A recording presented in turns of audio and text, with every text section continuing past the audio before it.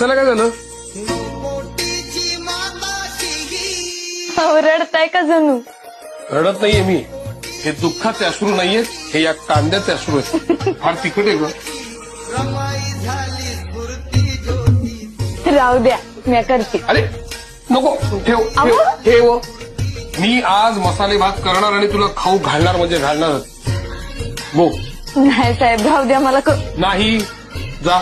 Rama, please don't disturb me. भया